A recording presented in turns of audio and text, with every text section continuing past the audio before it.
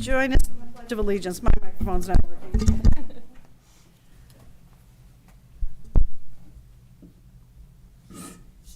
Okay. I pledge allegiance to the flag of the United States of America and to the republic for which it stands, one nation, under God, indivisible, with liberty and justice for all.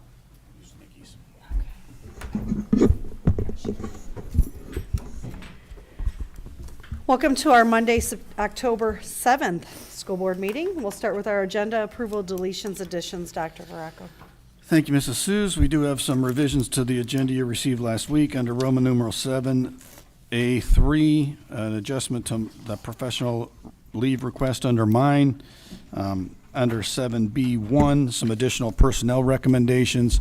7D1, some additional professional leave requests. And 7D2, some additional field trip requests. Those additions should be at your workstation. Motion to approve? We have a motion by Ms. Kelly, Second. second by Dr. Malco. Any questions or comments? Discussion? Hearing none, all in favor? Aye. Motion passes. Is there any correspondence, Ms. Kelly? There is not this evening, Mrs. Sears. All right, we'll go into our liaison committee updates. Dr. Malco. Dr. Malco? Is that what you said? I did.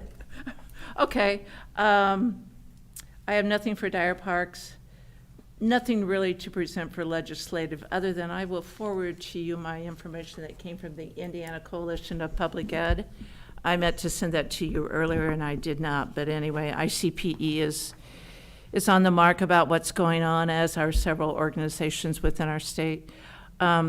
Education Foundation, nothing new to report there. I think we meet next week. Thank you. Ms. Kelly. I have nothing to report for mine this evening. Thank you. Ms. Talent. I have nothing to report. Our meeting is coming up. And I have nothing either, so we'll move to our official school board business topics consent agenda. Dr. Veracco. Thank you again, Mrs. Suze. Please approve the board, the minutes from our executive session and regular board meetings on September 16th. Also seeking approval for the claims, payroll, and extracurricular expenditures you received in your packets last week. I would like to move that we accept his recommendation. We have a motion by Dr. Malco, and I will second that. Any questions, discussion? Hearing none, all in favor? Aye. Motion passes. Thank you. And we have no public comments regarding action items, so we'll move into our official school board business topics, regular agenda. Dr. Veracco. Thank you again. My first item is just to let the board know that last week at their monthly meeting, the Indiana State Board of Education approved our reorganization plan. That was October 2nd, 2024. Just to clarify and to remind the board and to clarify people who are listening at home, this is where we are switching our unincorporated school board seat to an at-large position for the 2026 election. So that's 2 years down the road. It's not for this fall. It is for 2 years down the road. The justification for that change is that our unincorporated territory had continued to drop to where we were around 3% as of the 2020 census. And so it made sense at this point in time to change that seat from it was restricted to the unincorporated portions of our district, and now it's going to be an at-large seat. So anyone in any of the three towns or the unincorporated area would be eligible to run for that seat in 2026. Any questions about that? No. Okay, moving on. My second item is to seek board approval for Board Policy 0165. This is the policy that we discussed back in July. We discussed it again this evening, whether we wanted to consider a couple of changes regarding giving notice at board meetings and also giving board members who may be ill the right to participate remotely via Zoom or Google Meet if the opportunity would present itself as such. So we've talked about this board policy on many occasions. Seek board approval for the changes we discussed at the work session earlier this evening. So moved. Motion by Mrs. Talent, I'd like to second that. second by Dr. Malco. Any questions or discussion? Hearing none, all in favor? Aye. Any opposed? Motion passes. Thank you. And my third item is just to seek board approval for Mrs. Castaneda and myself to attend the Indiana Association of Public School Superintendents Annual Meeting, November 20th through 22nd in Indianapolis, and that item is in your packet. I'd like to move to approve that recommendation. We have a motion by Dr. Malco, I'll second that. second by Ms. Kelly. Any questions? Discussion? Hearing none, all in favor? Aye. Any opposed? Motion passes. Thank you. Thank you, and now our Assistant Superintendent, Mrs. Castaneda. Thank you. I'm seeking the board's approval for the personnel recommendations, the revised copy you received this evening. I move to accept your recommendations for personnel. We have a motion by Dr. Malco, and I will second that. Any questions? I see we have a very important retirement. We do. Oh, gosh, what is it, how many years? 41 and a half. 41 and a half. Wow. All right. All in favor? Aye. Aye. Any opposed? Motion passes. Thank you. Thank you. And our Director of Primary Education, Dr. Bracy. Good evening. For my first item, I am seeking your approval for the professional leave request in your packets. Motion to approve? We have a motion by Ms. Kelly, Second. second by Dr. Malco. Any discussion? All in favor? Aye. Motion passes. Thank you. For my second item, I am requesting approval for the field trip request in your packets. I move to approve your field trip request. Motion by Dr. Malco, Second. second by Ms. Talent. Any discussion? All in favor? Aye. Motion passes. Thank you. And for my last item, I would just like to inform the board and the community that in an effort to make sure families are informed about the state's plan for iRead 3, we are hosting 6 parent sessions for families at each individual school, and those will be held on next Monday, Tuesday, and Thursday at 6 and 7 o'clock. Parents have been notified, and it's only for the parents of the students who did not pass iRead in 2nd grade. So those are all virtual sessions we will be hosting next week, and the links have been sent out to parents.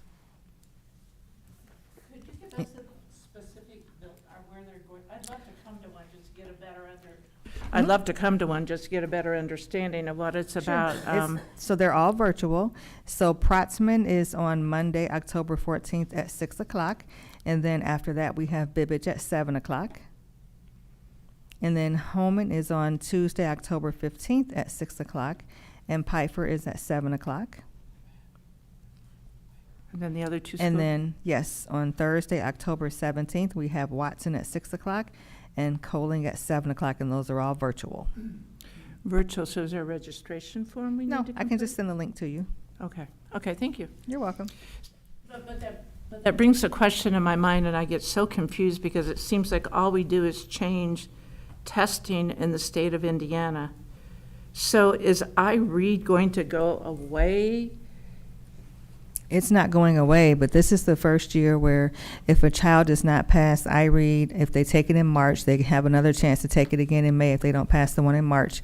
If they don't pass it in May, then they are scheduled to be retained in 3rd grade. But there are some exemptions, and so we're going to review all of those exemptions with the families. Is anything going away? Is iReady going away? Well, as of today, next year, we are supposed to start using the iLearn checkpoints required by the state. So that will be in place of iReady. So really nothing is going away, it's just replacing it. They're just changing the name? Or content? Or No, what is the not the difference? name. It's a totally different assessment. It's based on iLearn. So it'll be an assessment at the beginning, the middle, and then the end of the year, and also a summative assessment at the end of the year for all students. That's And- iLearn, iLearn checkpoints. and you're doing those checkpoints, I believe. At the middle. So iReady will be no longer.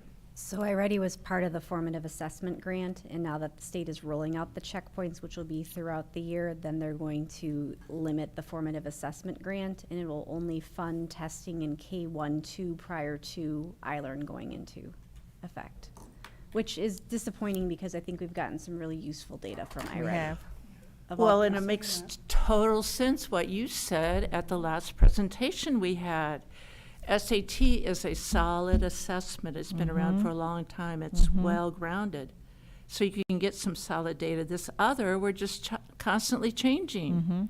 Yes, and I think Misty and her team have been working a great deal with the first checkpoint. They're still in progress, but the data we're getting from it isn't quite as we'd hoped, but we're still looking into it further, and she's been talking with the Department of Education to try to figure out more about the data. And if I'm correct, this is not a change that Lake Central is making. No. This is being indicated to us that we must do this by the Indiana Department of Public Education, Correct. now called the Indiana Department of Education. So I just want people to know where all this is coming from, because it's, all right. But one good thing, Dr. Malkow, is we did start testing our second graders. This will be our third year. We opted in to test second graders for iRead. So we were able to, the ones who did not pass in second grade, we've been able to work with those to help them pass in third grade. So that is one good thing. We don't have as many third graders taking it this year. But needless to say, if they don't pass, then And that's that data that you gave us that has beginning, middle, end of the year. no, that's iReady. Oh, that is, I read it. That is iReady. Oh, iRead is just taken in March, and then if they don't pass it in March, they take it again in May for third grade. so that replaced kind of like the iStep? No, they still do iLearn as well. Oh, okay. It's a lot. Thank you. You're welcome. And our Director of Secondary Education, Mrs. Schoeneman. Thank you. For my first item, I'm seeking the board's approval for the professional leave requests that are included in your board packet. Motion to approve? Motion from Ms. Kelly. I will second that. Any discussion or questions? Hearing none, all in favor? Aye. Motion passes. Thank you. For my second item, I am seeking the board's approval for the field trip requests also included in your packet. So moved. We have a motion by Mrs. Talent, I will second. second by Ms. Kelly. Any questions, discussion? Hearing none, all in favor? Aye. Motion passes. Thank you. Thank you. And our Director of Student Services, Mrs. Gramala. Thank you. My first item is to seek approval for the professional leave requests that were in the packet. Motion to approve? Motion by Ms. Kelly, Second. second by Dr. Malco. Any questions? All in favor? Aye. Motion passes. And then I wanted to give the board an update on our CPAC committee. So CPAC, again, is our Special Education Parent Advisory Committee. And we started meeting towards the end of the summer to plan activities for this year. We had, on September 18th, our first meeting of the year, we had a presenter from InSource, which is the state parent advocacy agency. And she came and talked to the group about inclusion. And then myself and some of our other administrators were there to talk about, that's the idea of inclusion, and then how do we implement that here at Lake Central. We had 26 people in attendance. It was a combo of staff and parents. Only 3, the CPAC group is really trying to do exit surveys to find out what parents want to know more about and get feedback on the presentations. Only 3 people completed the exit survey. So the feedback we had was good, but it was a very small sample size. So our future meetings on November 20th will be here in the K-Trap room, and Lisa Alessandri is going to present on adapting math instruction for students with special needs. And then on January 22nd, we are going to hold a virtual Ask the Expert meeting, which will be myself. I have one of our OTs participating, a speech language pathologist, and probably a teacher. And parents will submit questions in advance, and then we'll answer those for them on the virtual meeting. On March 3rd, the CPAC group will be back here at our board meeting to present their impact awards for this school year. So they'll be, after winter break, they'll be sending out the nominations for those so parents can nominate worthy staff members. And then on April 1st, so we've historically hosted a resource fair for our parents, and it was run through TAP. And so our focus was really on resources for parents of older students. And our CPAC group brought the idea of wanting to do a resource fair to help parents with things to do during the summer and things maybe focus more on younger students. So they are working with our TAP teachers, and we're going to have a bigger resource fair this year. And that is going to be on April 1st here at the high school from 5:30 to 8. Again, co-hosted by our CPAC group and our TAP teachers. So that's our plan so far for the year. And we will continue. Parent Square has been great. The principals send out information directly to their parents about our meetings, so it's helping us get the information out. Our CPAC group also has a Facebook group that is LCSC CPAC, and they share a lot of information there also. So we're looking forward to another good year. They are, Crown Point is looking to start a CPAC group, and so some of our leadership actually met with their parents who are interested in starting, and then we had some members of the Duneland CPAC group came to our meeting on the 18th. So there, it's spreading, and our group is working with others to help it get going. So, Right. thank you. How many parents are on the CPAC? Oh Group. gosh, I'm gonna try to count them in my head. There is, there's a core kind of organizing group of 6, I think, ranging from elementary to high school age students. And then they've been trying to get other parents involved in a more leadership role, and so far they haven't had many takers on that.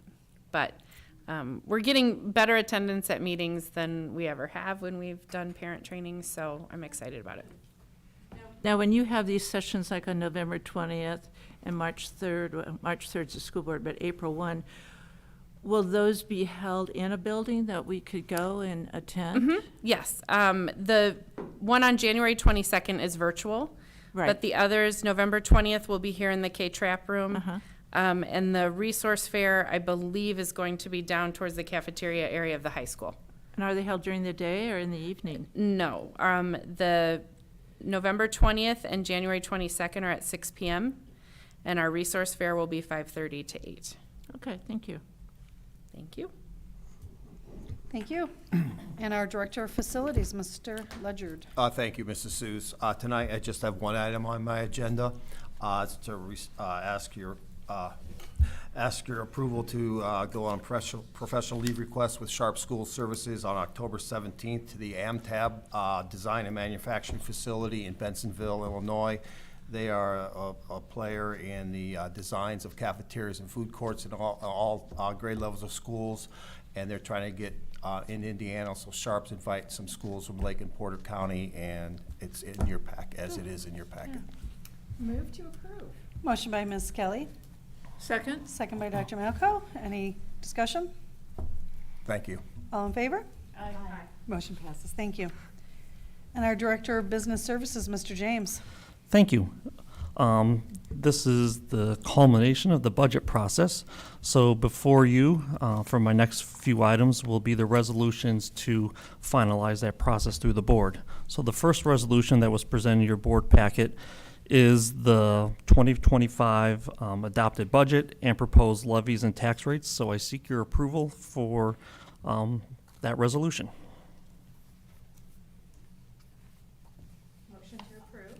Motion. Motion from Ms. Kelly and a second from Dr. Malco. Any discussion? All in favor? Motion passes. Thank you. The next resolution is to adopt the 2025 capital projects plan that we discussed at the budget presentation, and that was posted on the state's gateway system. So I seek your approval for that resolution as well. So moved. Motion by Mrs. Talent, and I will second that. Any discussion? All in favor? Motion passes. Thank you. Third item is to seek your approval for the 2025 school bus replacement plan, which was also discussed during the board budget presentation and also posted in this Indiana Gateway system. So I seek your approval on that resolution.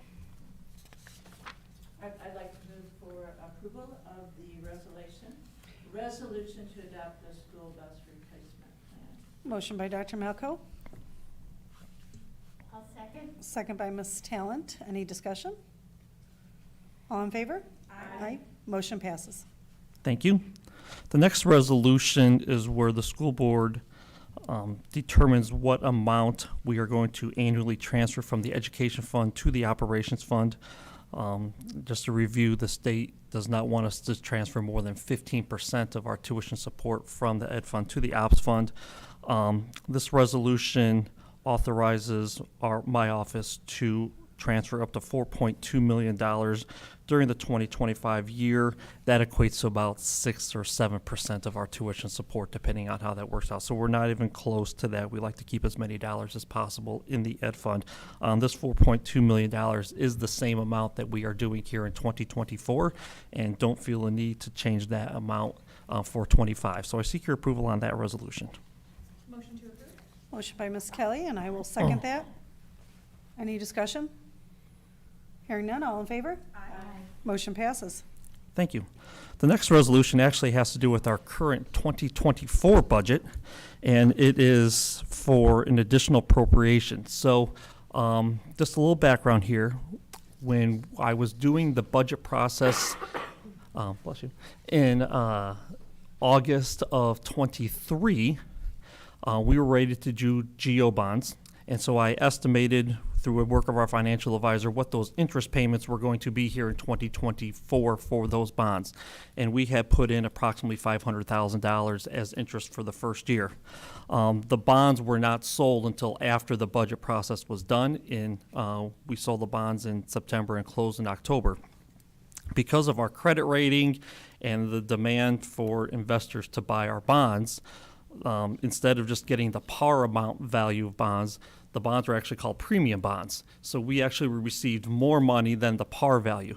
In the past, years ago, you used to be able to use that additional dollars for whatever project you were doing. They don't allow that anymore. But instead, that money, that additional money we get, gets put into our debts fund and is then used to lower the tax rate for the next debt payment. It's already money on hand, so we don't have to raise as much for our taxpayers.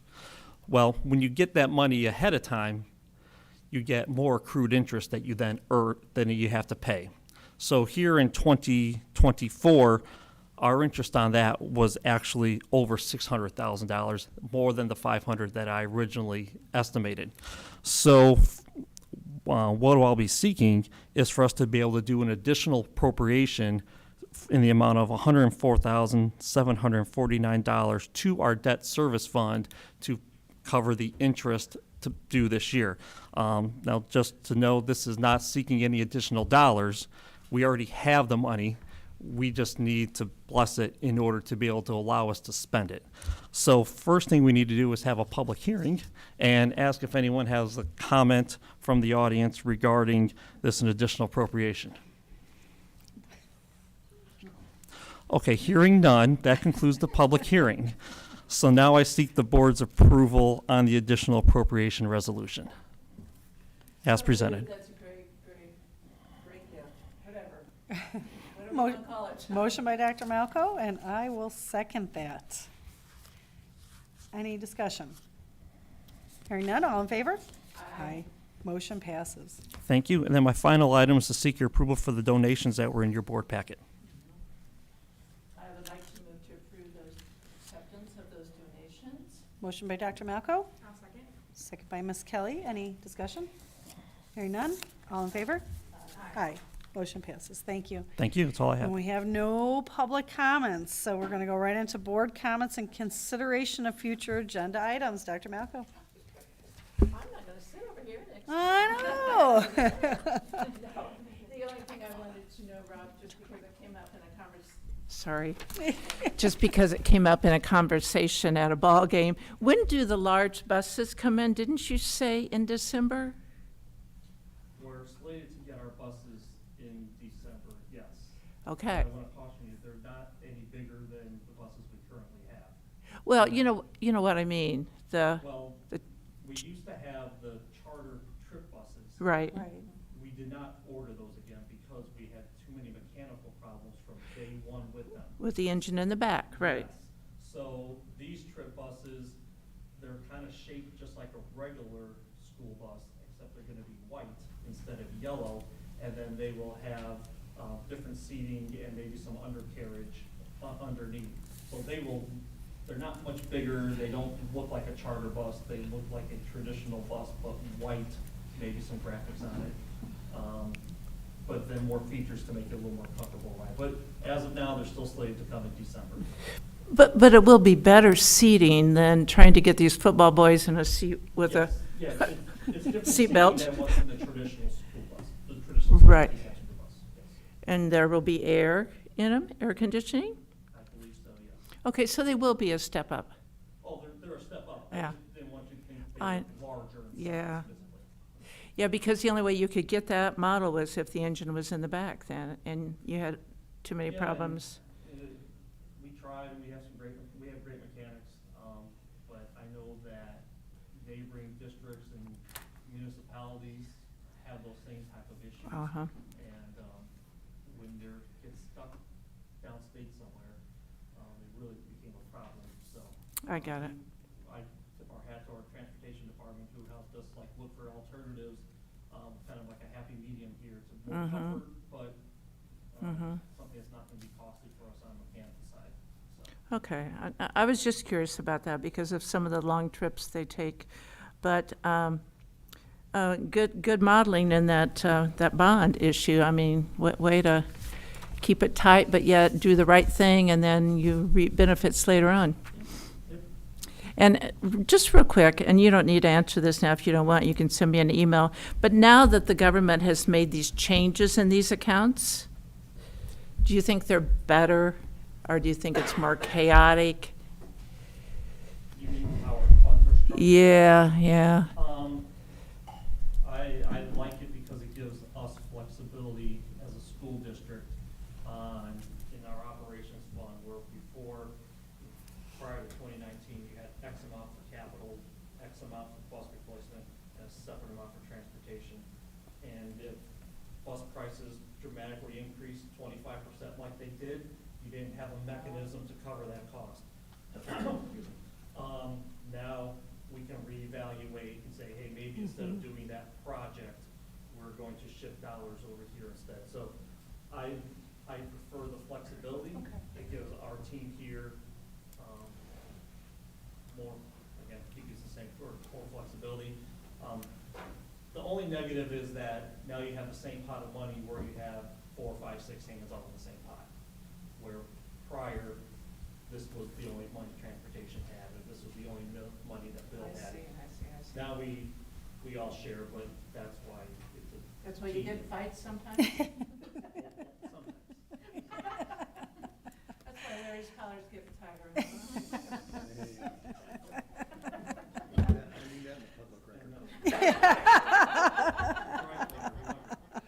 Thank you for the explanation. Thank you. And Ms. Kelly? I have no comments this evening. Ms. Talent?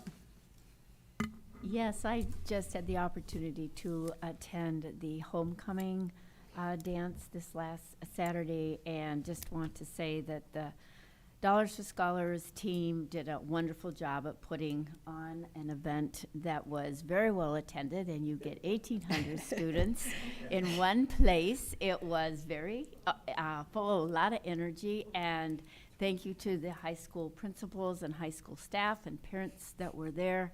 And really a big shout out for the students, because we could not do what we do if we didn't have the type of students that we have.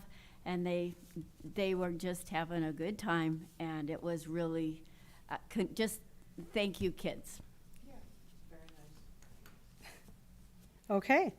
And I just have a little thank you from the DFS board. We'd like to extend their deepest thanks to the volunteer decorators, custodians, school administration, teachers, food service workers, and police officers who made the homecoming dance such a success. Your hard work, dedication, and attention to detail ensured that every part of the event, from the beautifully decorated spaces to the seamless organization, came together perfectly. Custodians worked tirelessly behind the scenes to keep everything running smoothly, while the police officers, administration, and teachers supported the event by volunteering their time and chaperoning all 1,825 students. I'd like to send a special thanks to our decorating committee volunteers, Laura Connolly and her team, and Eva Lucido and her team, who brought the homecoming vision to life with their creativity and time. It's because of all of you that this year's homecoming was a memorable experience for our students. And all those proceeds after the payment of the bills will go to our graduating 2025 seniors. So thank you. And thank you for allowing us to host our dance here. So, and with that, I'm going to turn it over to Dr. Varacco for board calendar or future activities. Thank you. Just want to give a shout out to the double championship for the Duneland Cross Country meet that we hosted on Saturday. Both teams were victorious, which I think is the first time since we've been in the conference that we swept. So that was a good day. Our next meeting is here Monday, October 21st. Thank you. And can I get a motion for an adjournment? Motion to adjourn. Motion by Ms. Kelly. All in favor?